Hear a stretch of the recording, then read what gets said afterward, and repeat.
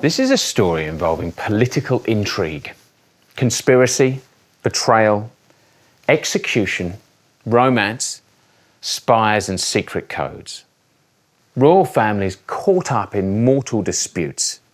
A story of God and faith, of Protestant against Catholic.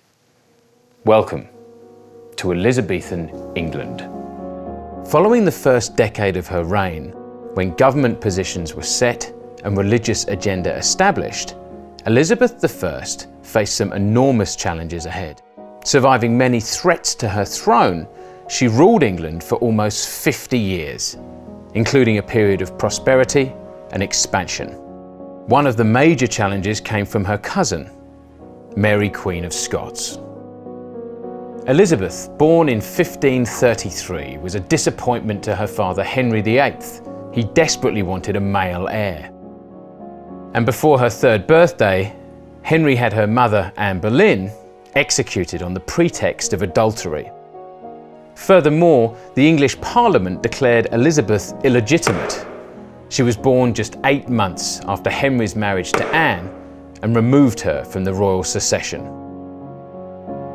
Largely neglected in her childhood, Henry's sixth wife, Catherine Parr, was the only one who cared enough to ensure Elizabeth received a good education.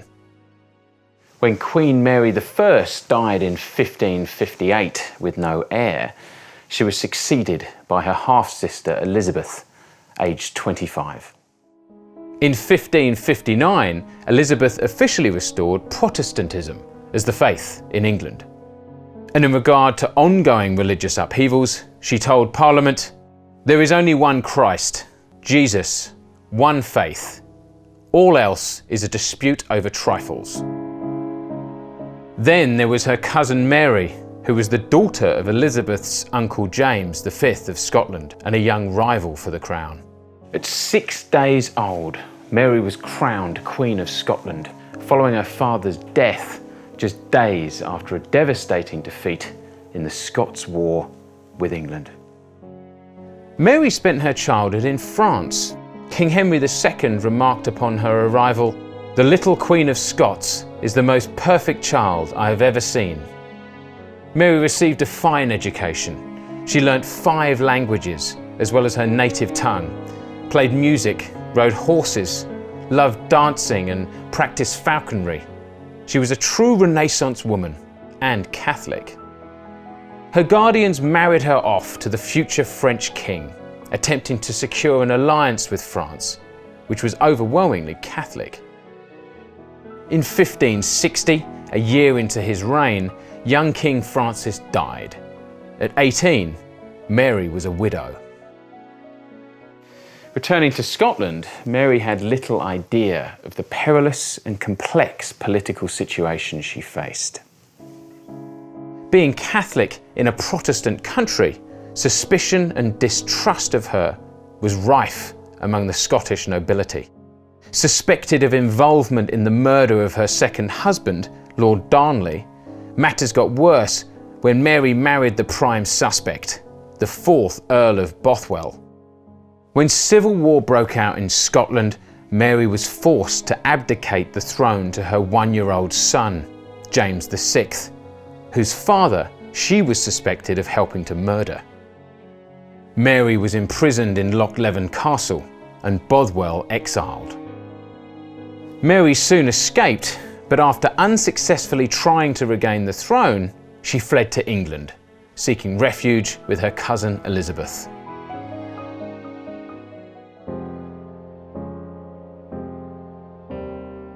Mary's arrival in England was the first major crisis of Elizabeth's reign.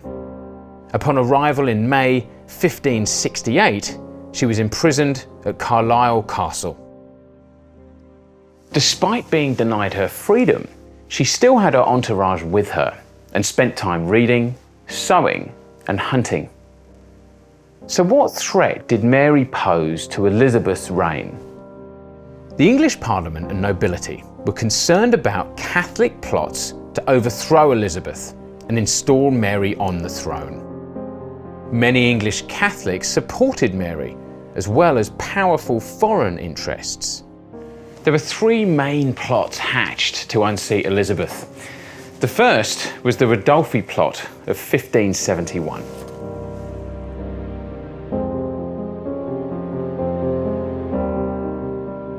Ridolfi was a London-based Florentine international banker who believed foreign intervention was essential to successfully overthrowing Elizabeth.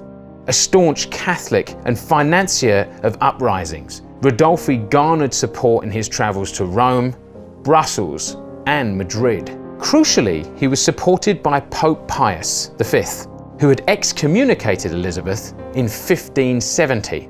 This papal bull of excommunication was significant because it decreed that Catholics no longer owed loyalty to the Queen and ordered them to disobey her. On his travels, he met the Duke of Norfolk, Elizabeth's cousin and England's wealthiest landowner. He felt she didn't appreciate or respect him. The plan was for 10,000 Spanish troops led by the Duke of Alba to land at Harwich in Essex and incite the northern English nobility to rebel. At the same time, Elizabeth would be assassinated and Norfolk would marry Mary when she took the throne. King Philip II of Spain supported it, and so did Pope Pius V, confirming it in a letter Ridolfi was to deliver to the Spanish king. In March 1571, Mary and Norfolk also consented to the plot. Mary seemed to be covering all angles. She denounced the French, sought help from the Spanish, and proclaimed her loyalty to England and Elizabeth. But Ridolfi liked to talk and boasted of his plans to peers across Europe. Thanks to Elizabeth's intelligence gathering network, overseen by the Secretary of State William Cecil, the plot was foiled. Information was obtained from Spain's ambassador to England, who was then expelled. Ridolfi's messenger was found with coded messages and arrested, then tortured until he gave up the secret code. Elizabeth was also personally warned by Cosimo I de' Medici, Grand Duke of Tuscany, who heard about the plot from Ridolfi himself. Norfolk's servants were interrogated and confessions elicited under threat of torture. Norfolk denied any personal involvement, but the deciphered communications proved otherwise. He was tried and convicted, and on the 2nd of June 1572 was beheaded on Tower Hill. Ridolfi wasn't in England at the time, and he never returned.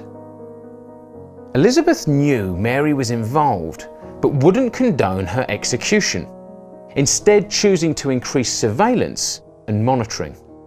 Early on in the Ridolfi plot, William Cecil brought Francis Walsingham into Elizabeth's intelligence network. As threats to her reign became increasingly elaborate, Walsingham, the spy master, established an unrivaled intelligence network. His sources at home and abroad gathered information from merchants, spies, and double agents.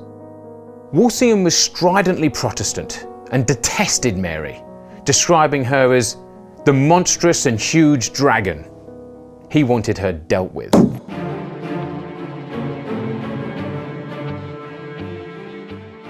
In 1583, a new plot was devised. This time, a French Catholic force, financed by Spain and the Pope, would invade England. Elizabeth would be assassinated, Mary freed from house arrest and made queen. As a Catholic uprising of Jesuits, seminary priests and laymen swept across the country.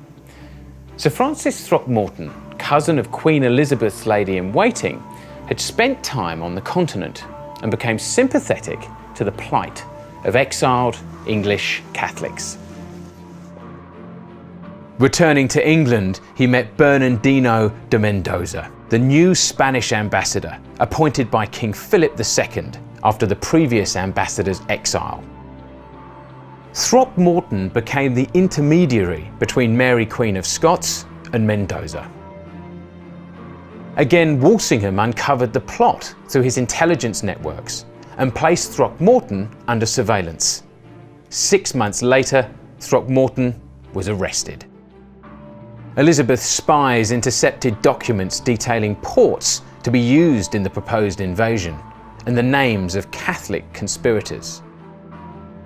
Tortured on the rack, Throckmorton confessed his involvement. He was convicted of high treason and executed. Mendoza became the second Spanish ambassador to be sent back. He wasn't executed for fear of reprisal from the powerful Spanish Empire. Lack of hard evidence saw Mary survive relatively unscathed. Parliament and the Privy Council wanted her executed, but still Elizabeth wouldn't consent. The prosecution of those involved in the foiled plot was played out publicly. Londoners celebrated the Queen's survival, and Parliament passed the Bond of Association. It stated that Englishmen must seek out and eliminate anyone inside or outside the realm plotting to kill the Queen. Mary was shown a copy, leaving no doubt what would happen if she tried to overthrow Elizabeth. She signed her name to the document. Now held at Chartley Hall, Staffordshire, Mary's confinement was under even greater strictures, and Walsingham was more determined than ever to prove Mary's involvement and have her dealt with finally and fatally. In 1586, he would get his wish.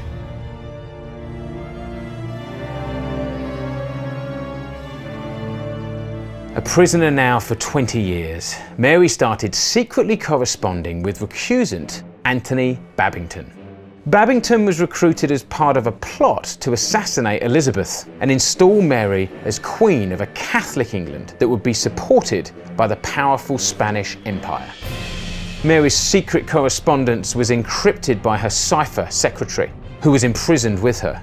The letters, smuggled out in casks of ale, were intercepted by Catholic double agent Gilbert Gifford, who worked for the spy master Walsingham. In early correspondence, Gifford wrote to Walsingham, "I have heard of the work you do, and I want to serve you. I have no scruples and no fear of danger. Whatever you order me to do, I will accomplish." On the 6th of July, 1586, Babington wrote a coded letter to Mary, seeking approval for the dispatch of the usurping competitor. That is, the assassination of Queen Elizabeth. 11 days later, Mary replied in code and agreed to the plot, effectively signing her own death warrant. The letter was deciphered and copied with a forged gallows sign, and a postscript added requesting the co-conspirators' names. Walsingham used the secret code and postscript to prove Mary's involvement. Babington and 6 conspirators were arrested and taken to the Tower. On September 20, 1586, they were summarily hung, drawn, and quartered. What happened to Mary, Queen of Scots? She was finally put on trial. The trial at Fotheringay Castle began with the reading of a letter from Queen Elizabeth. "You have in various ways and manners attempted to take my life and to bring my kingdom to destruction by bloodshed. I have never proceeded so harshly against you, but have, on the contrary, protected and maintained you like myself." Mary eloquently but unsuccessfully defended herself by denying all knowledge. The letters were produced. The proof was irrefutable.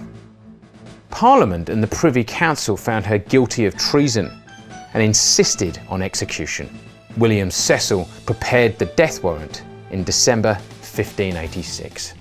After much delay, on the 1st of February 1587, Elizabeth signed the death warrant. Rumours of Spanish ships imminently landing may have forced her decision. 7 days later, Mary was beheaded in the Great Hall of Fotheringay. Bonfires were lit and bells rang out in celebration across England. When Elizabeth received the news, she was furious She claimed she'd signed the warrant as a precaution, but not authorised it. She banished William Cecil, refusing to see him for months. And her secretary, William Davison, was imprisoned in the Tower for dispatching the death warrant. Fortunately for Walsingham, he was ill at the time, so hadn't delivered the warrant, saving him from recrimination.